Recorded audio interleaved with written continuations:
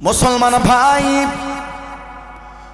আল্লাহ রাব্বুল আলামিন আদম পয়গম্বরকে যখন আল্লাহ জান্নাতে দিলেন, আদম আলাইহিস সালামের জান্নাতে একা একা ভালো লাগে না। সুবহানাল্লাহ হইতা নাই? যুবক ভাইরা একটু জোরে হই না সুবহানাল্লাহ। পয়গম্বর আদম নবীর জান্নাতে বারা ভালো লাগে না। আল্লাহ রাব্বুল আলামিনকে বললেন, ও আল্লাহ, আমার জান্নাতে একা একা ভালো লাগে না, আমার সঙ্গী দরকার। সংক্ষেপে বলতেছি, আল্লাহ রাব্বুল আলামিন আদম পয়গম্বরকে এবারও সঙ্গী দিলেন। বিবি হাওয়া আলাইহিস সালামকে আল্লাহ দিলেন। এর আগে প্রথমে যখন আমার আল্লাহ পয়গম্বর আদম আলাইহিস সালামকে আল্লাহ বানাইলেন, মাটি দিয়ে বানাইলেন। এরপরে যখন আমার আল্লাহ আদম পয়গম্বরের ভিতরে যখন রূহটা দিলেন, আদম পয়গম্বর এবার সম্পূর্ণ জিতা হয়ে গেলেন, জীবিত হয়ে গেলেন। সুবহানাল্লাহ। আল্লাহ রাব্বুল আলামিন এবার গোটা ফেরেশতাদেরকে বললেন, ওরে ফেরেশতারা তোমরা শোনো, তোমরা আমার আদমকে সেজদা করো। ওরে ফেরেশতারা শোনো, আমার আদমকে তোমরা সেজদা করো। সমস্ত ফেরেশতায় আল্লাহর অর্ডার পাইয়া সঙ্গে সঙ্গে তারা সেজদায় লুটিয়ে পড়েছে। সুবহানাল্লাহ। একমাত্র শয়তান ইবলিস, তুমি কেন আমার আদমকে সেজদা করলে না? এবার শয়তান কি বলে জানেননি? ও যুবক ভাই, ভালো করে শুনবা, ভালো করে শুনবা। রাস্তায় যারা মেহেরবানি করে নামিয়ে আসো, তোমরা দিলটা করে শুনবা। আল্লাহ রাব্বুল আলামিন বলেন, এ শয়তান, কোন কারণে আমার আদমকে তুমি সেজদা করলে না? কারণটা কি? এবার শয়তান বলে, ও আমার আল্লাহ, আমাকে বানাইলেন আপনি আগুন দিয়া, আর আপনার আদমকে বানাইলেন মাটি দিয়া। আমি আগুনকে যখন আপনি জ্বালান, আমার বৈশিষ্ট্য হলো উপর দিক দিয়ে উঠা, আর মাটিকে যখন আপনি উপর দিক দিয়ে মারবেন, তার বৈশিষ্ট্য হলো সে জমিনের দিকে নামা। কথা শুনে বলেন ঠিক কিনা? শয়তান হয় তার চাইতে দাম হইল আমার বেশি, আমি এখানে তার সেজদা করবো, আমি পারতাম নাই। ভিতরে অহংকার ঢুকছিনি? কথা হয় না এখানে ভাই? অহংকার ঢুকছে তো। আমার আল্লাহ রাব্বুল আলামিন তখন বললেন, এ শয়তান, আমি আল্লাহর সঙ্গে কোনো কালাম চলে না। তুই ছিলে জান্নাতে, যা, তোরে আমি জান্নাত দেব না। তুই লানত প্রাপ্ত হয়ে গেলে, আমি আল্লাহর পক্ষ থেকে অভিশাপ প্রাপ্ত হয়ে গেলে। জুড়ে বলেন নাউযুবিল্লাহ। এ মুসলমান ভাই, ভালো করে শোনো। ও আমার সিদ্দিকপুরের ভাই, ওরে যুবক ভাইরা, ভালো করে শুনবা। একটা দিল দিয়া শুনবা, মেহেরবানি করে মনের দিলের দরজাটা খুলে দেয়া দাও। নাচ গান তো এত আরামের সঙ্গে শোনো, হাউজি বাম্পারে বেটিদের গান তো মনোযোগ দিয়ে শোনো, অন্যান্য জিনিস তো মনোযোগ দিয়া তোমরা দেখো। আল্লাহর ওয়াস্তে মেহেরবানি করে দিলের পর্দা খান খুলিয়া দাও, মনের পর্দা খুলিয়া দাও। মরণকে সামনে নিয়ে আলোচনাটা একটাবার দিনের কানে শোনো। আমার ভাইয়ারা, এবার শয়তান বলে, ও আল্লাহ, এই আদমকে সেজদা না দেওয়ার কারণে আপনি আমাকে জান্নাত থেকে জাহান্নামে দিলেন, আমাকে দুনিয়ায় পাঠিয়ে দিলেন। ও আল্লাহ, তাহলে আপনার সঙ্গে আমার কয়েকটা কথা আছে। আল্লাহ তখন বললেন, ওরে ইবলিস, বলো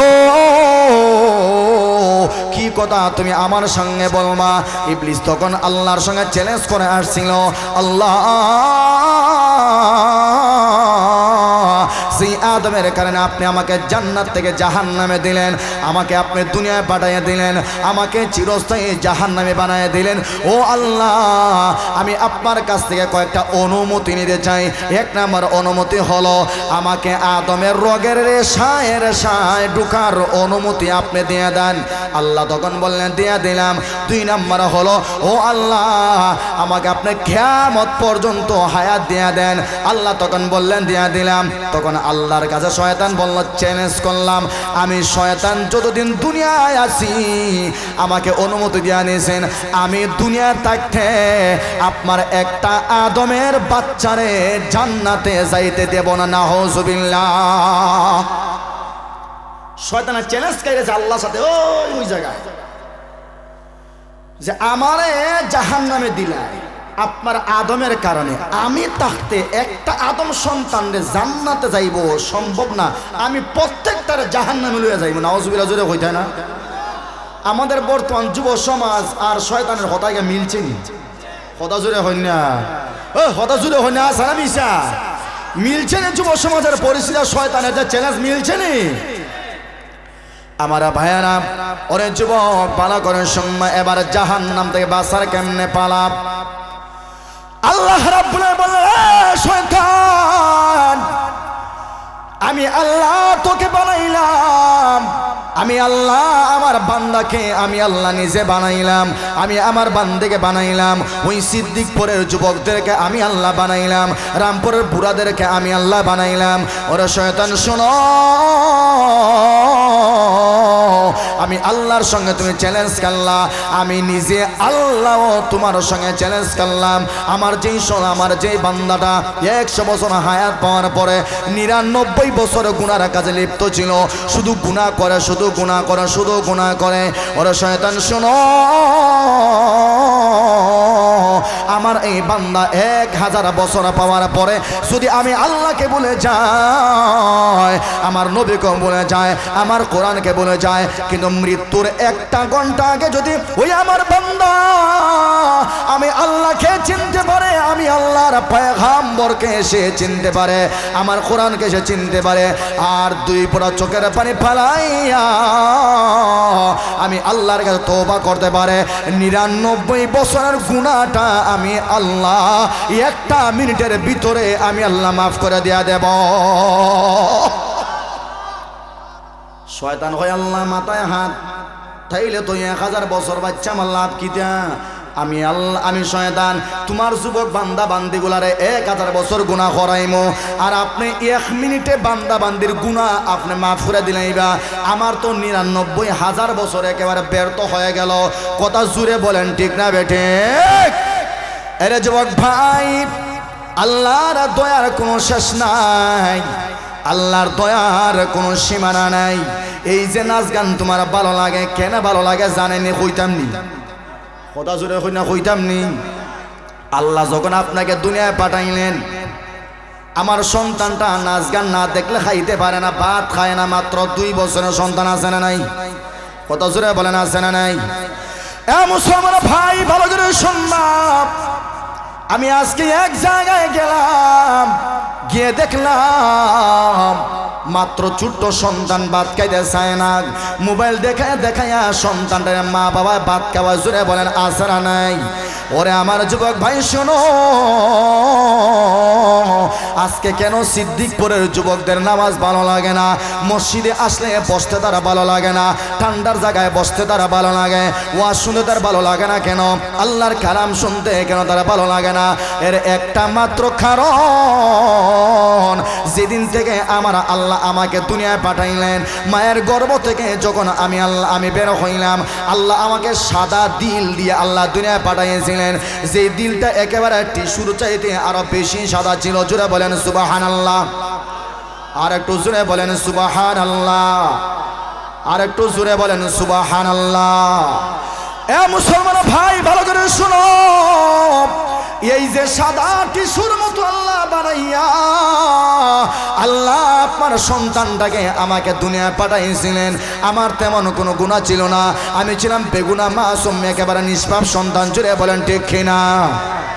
আল্লাহ আমার দিলটা একেবারে এরকম সাদা দিয়ে পাঠাইছিলেন। এজন্য আমার পয়গম্বর বলেন, ওরে সন্তান শোনো,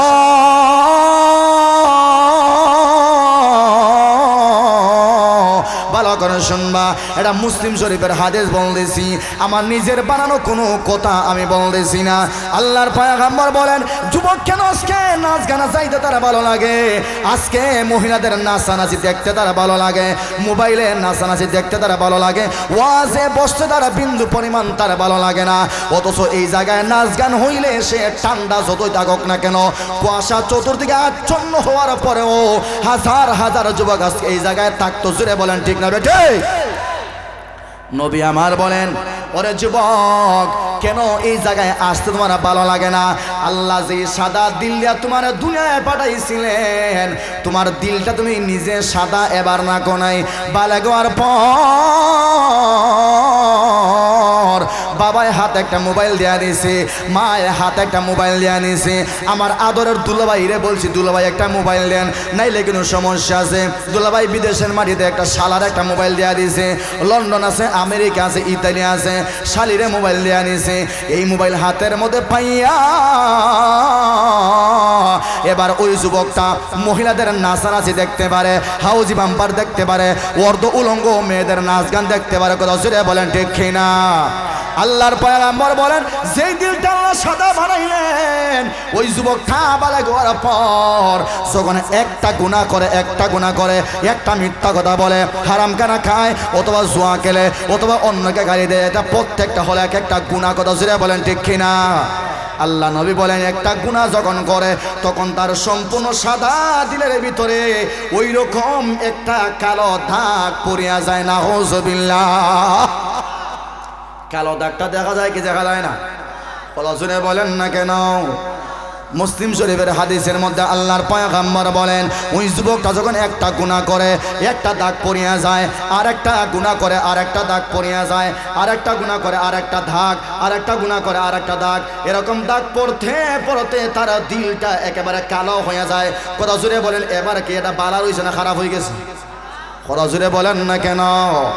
আল্লাহর পয়গম্বর বলেন, উম্মত, যেই যুবকের দিলটা আমার আল্লাহ একেবারে সাদা বানাইয়া দুনিয়ায় পাঠাইছিলেন, ওই যুবকের তখন গুনাহ ভালো লাগতো না, তখন খারাপ কিছু তার ভালো লাগতো না।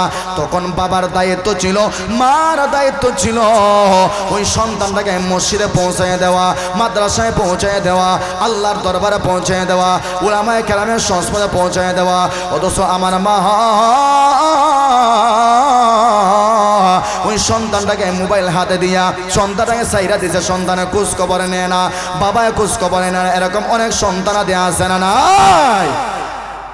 এই যে দিলটা কালা হওয়ার কারণে তার দিলের ভিতরে যে নেক কাজটা গ্রহণ করে যে যোগ্যতা আছিল, এই যোগ্যতা সে এবারে হারায় ফেলাইছে। কারণ তার দিল একেবারে ওই রকম একেবারে কালা হয়ে গেছে। একটা গুনাহ করতে করতে দিলটা একেবারে কালা হয়ে গেছে। আচ্ছা বলেন, যেই দিলটা আল্লাহ টিস্যুর মতো সাদা বানাইয়া পাঠাইছিলেন, এই দিলটা এখন বান্দা গুনাহ করতে করতে করতে করতে যখন একেবারে কালা বানায় ফেলায়, তখন কি তার কাছে আর নাচ গান আর ওয়াজ মাহফিল এক সমান লাগবো? তখন তার ওয়াজ মাহফিল 100-এর মতো 5% ভালো লাগবে। কথা জুড়ে বলেন ঠিক না ঠিক? এই 5% কেমনে ভালো লাগবো? কারণ হে সমাজের অবস্থা থেকে সে বুঝতে পারতেছে হে মুসলমানের বাচ্চা। কথা জুড়ে বলেন ঠিক আছে ঠিক? এজন্য লজ্জায় শরমে তার কাছে ভালো লাগে। যদি না যাই মানছে আমার শরম দিব, জুম্মাতেও যদি না যাই শরম দিব। তারপরও দেখা যায় অনেক মুসলমানের সন্তান আছে জুম্মাতেই আয় না, আছে না নাই?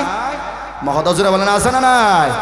এগুনতের বেডি দে কি রাত বেড়ি ভাইছে হয়তো আল্লাহ জানে এর হে জানে। তার বউকে দুনিয়াত নাই, বউকে হইতে পারে না যে বেহায়ার করে বেহায়া গুনানের সারা সাতটা নামাজ ফরজ নাতে ঠিক আছে, জুম্মার নামাজ কমসে কম যা। কথা জোড়া আছে না নাই? ইগুর বেডিও দেখি যাত আল্লাহ জানে, বেডটি তো হইয়া হইয়া ভাড়াইতে পারে, কিন্তু না ইগু যে রকম বেডি ওই রকম 9-6 মিল্লা তারা সংসার। কথা জোড়া বলেন আছে না নাই? এইরকম সংসারে আল্লাহর রহমত পড়ে না, এইরকম সংসারে আল্লাহর গজব ছাড়া আর কিচ্ছুই আসে